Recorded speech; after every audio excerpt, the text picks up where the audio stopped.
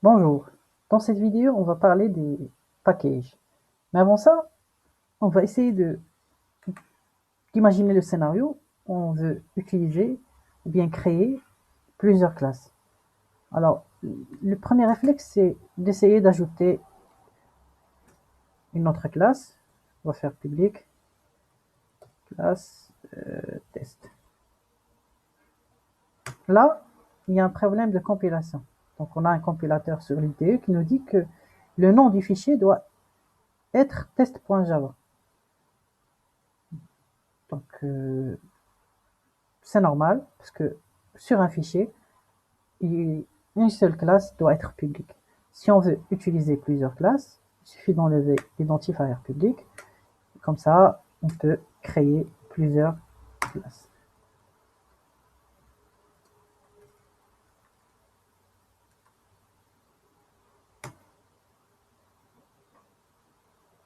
Par exemple, personne. Donc là, on peut créer plusieurs classes sur le même fichier.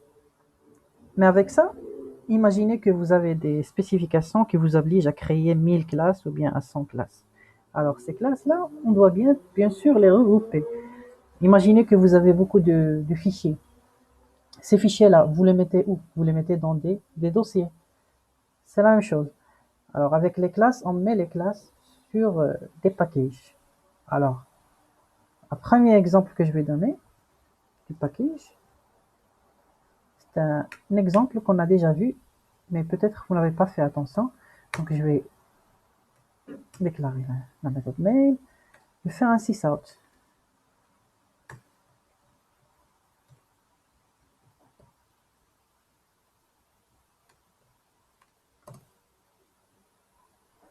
Println, je vais faire hello packages. Voilà, je vais compiler avec javac user.java, je vais exécuter avec java user. Alors là, on voit bien que hello packages est écrit, c'est pas ça qui nous intéresse, mais cette classe-là, système, d'où elle vient? Bon, elle n'est nulle part sur notre fichier. Alors la classe système, elle appartient au package java.lang. Là, je vais importer le package explicitement, java.language.system. On va voir ce que ça va donner. Ça marche. Alors, le package java.lang.system, il est automatiquement importé, c'est-à-dire implicitement importé dans chaque fichier Java. Alors, il y a cette notation où on peut importer tout le package java.lang. On utilise étoile.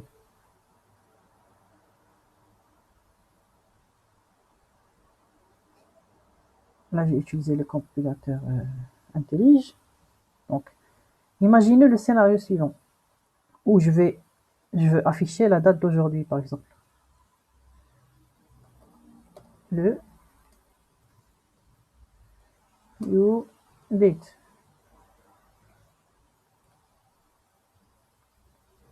Donc, je vais compiler.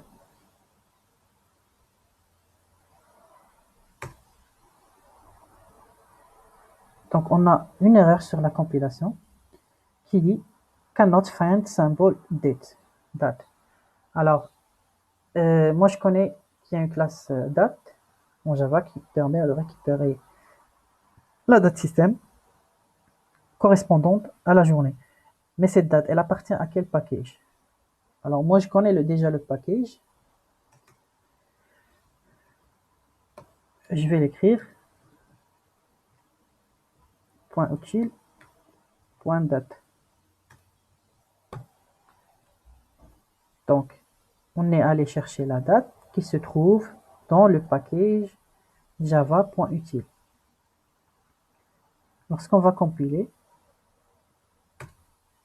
la compilation marche sans aucun problème et l'exécution aussi. Aujourd'hui, il est le mardi 14 avril 17h29 sur ma machine. Donc, qu'est-ce qui s'est passé ici? Donc, le compilateur, il a compris que sur le package, sur le dossier Java, à l'intérieur, il y a un dossier fils qui s'appelle utile. À l'intérieur, il y a une classe qui s'appelle dates.java. Alors, si on veut voir ça en détail, voilà la classe. C'est une classe qui implémente ces variables qui appartient au package java.utile. Et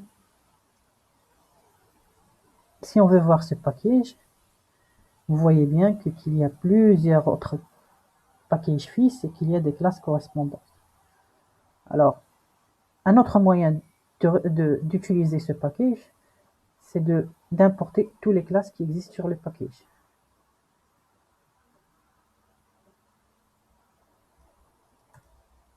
Je vais compiler, exécuter. Donc, le même résultat. Il y a ceux qui vont me dire que, voilà, si tu importes toutes les classes, ce serait un problème de performance. Alors, le compilateur, il est assez intelligent pour savoir détecter les classes correspondantes. Donc, il n'y a pas encore vraiment de différence entre utiliser le nom de la classe ou bien d'importer toutes les classes. Alors, il y a ceux qui vont me répondre en me disant, eh ben, pour moi, je vais importer toujours toutes les classes du package. Comme ça, je serai tranquille. Je vais utiliser les classes que je veux. Alors là, je vais reprendre par un exemple qui est très très simple. Alors, je sais que en nommant les classes, on peut tomber sur le scénario où on nomme la même classe. C'est-à-dire, la classe date, par exemple, elle est présente sur le package java.utile et aussi sur le package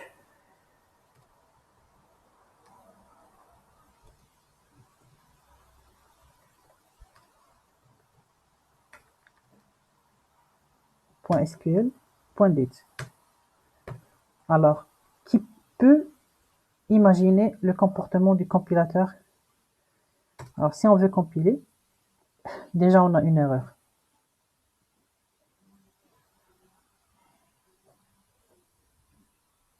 Donc, normalement, c'est le deuxième import qui a été considéré et non pas le premier. Alors, si on change l'ordre, est-ce que ça va changer?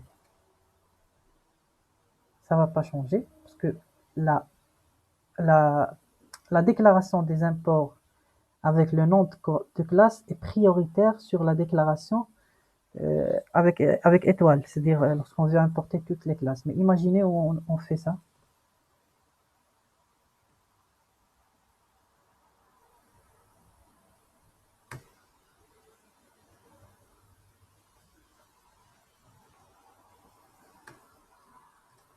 Ça change rien.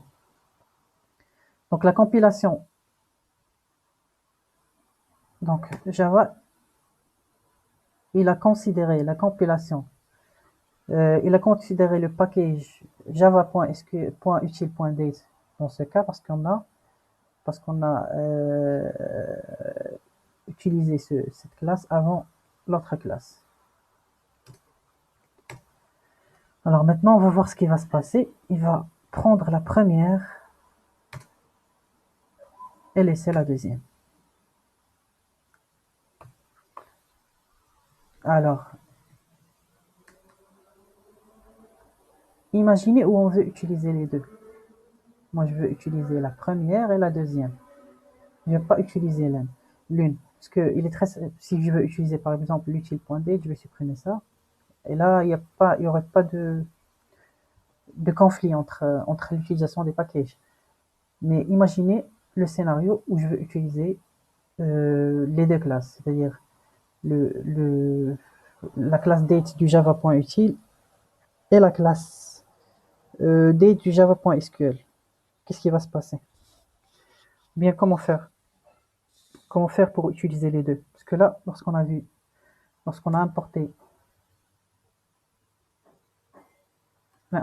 importé les deux,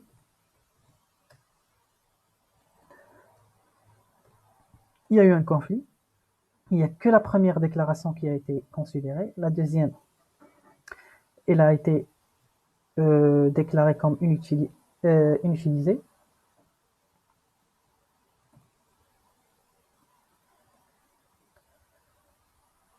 Et voilà, le compilateur nous dit que voilà, Java, la classe date, elle est déjà utilisée. Voilà, imaginez voilà, que vous tombez sur ce scénario où vous avez à utiliser voilà, les deux classes qui appartiennent à des packages différents.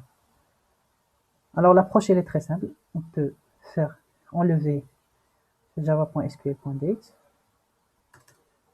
Alors là, je vais utiliser la classe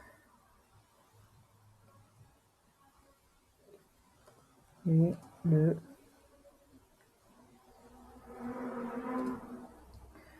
ben, je vais faire ça java.sql.date.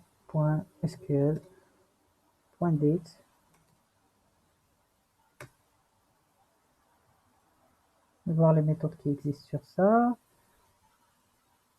.valueOf par exemple, ou bien là c'est le toString, getHours.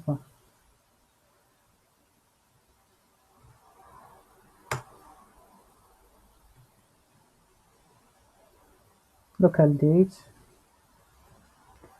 Point. Voilà, point now. Lorsqu'on va compiler cette classe, elle est compilée sans problème. Lorsqu'on veut exécuter, voilà, on a la date. Alors le premier format c'est en datetime, là c'est juste la date. Donc je vais changer local date en local datetime.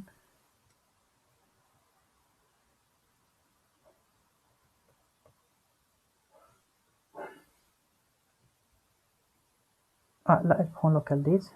On va laisser local date. C'est pas ça l'objectif. L'objectif en fait c'est de vous montrer que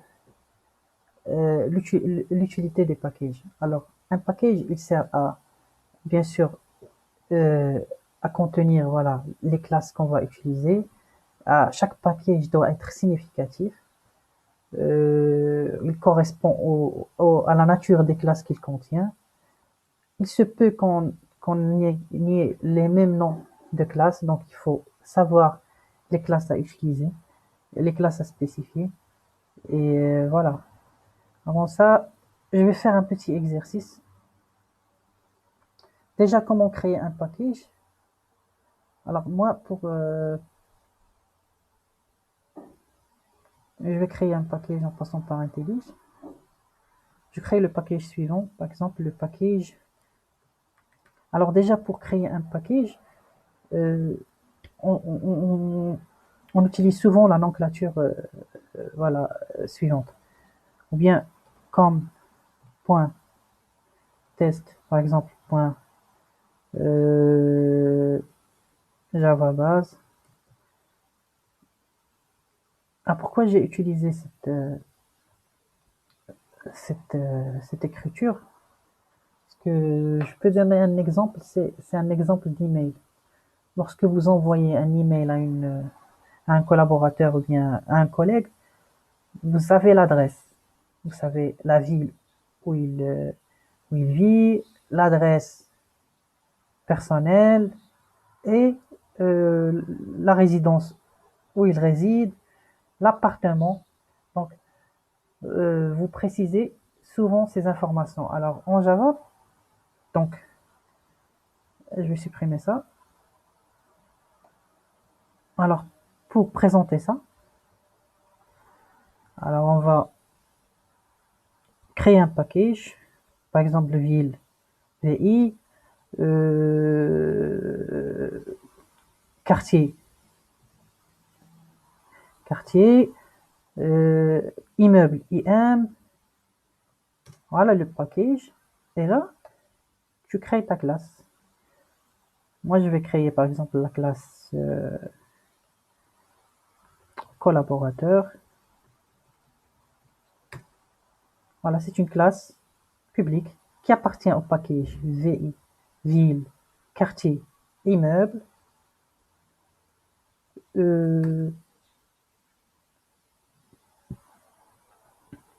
Donc cette classe, elle appartient à ce package.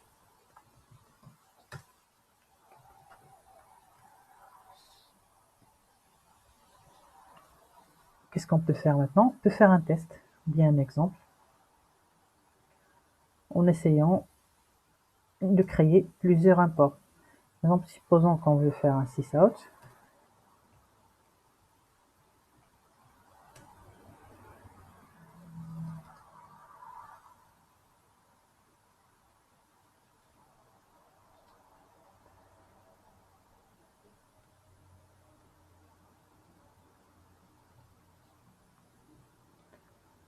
On va faire un sysout test. Je vais importer explicitement le java.lang.étoile et je vais importer le java.lang.system. Alors, qui sont les... Je vais aussi ajouter, par exemple, liste. Voilà, une liste, voilà, de string. Liste. New.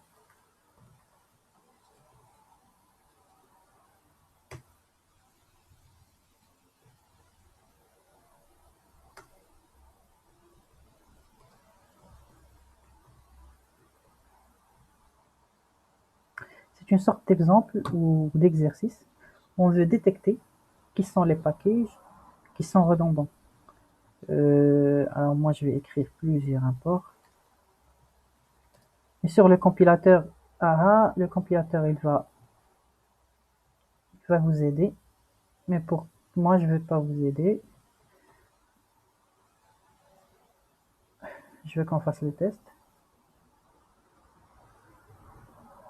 Donc, je vais ouvrir Notepad.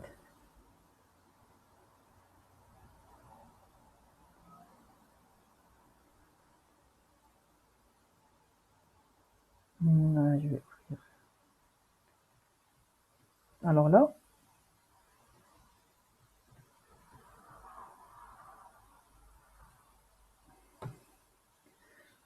alors Java util.list, système. Alors pour vous, quels sont les packages qui sont redondants? Alors, comme on a dit tout à l'heure, le package java.lang, il est importé implicitement. Donc on n'a pas besoin de faire ces imports. Déjà.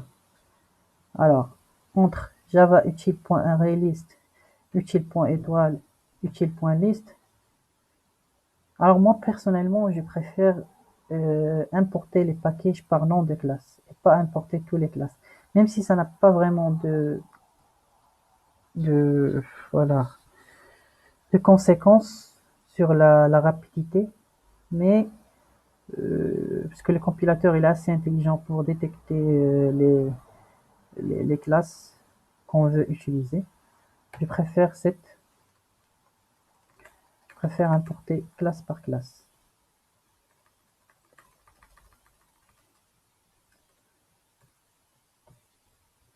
Alors, je vous remercie.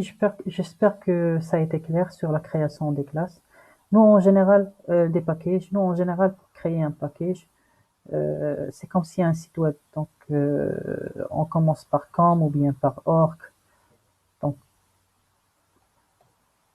pour créer, par exemple, moi, pour créer mes packages, je commence toujours par com.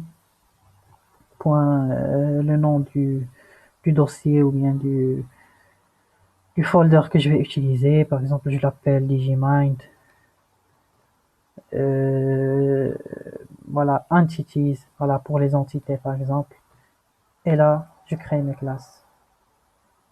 Alors, pour les services, je crée, par exemple, un package que j'appelle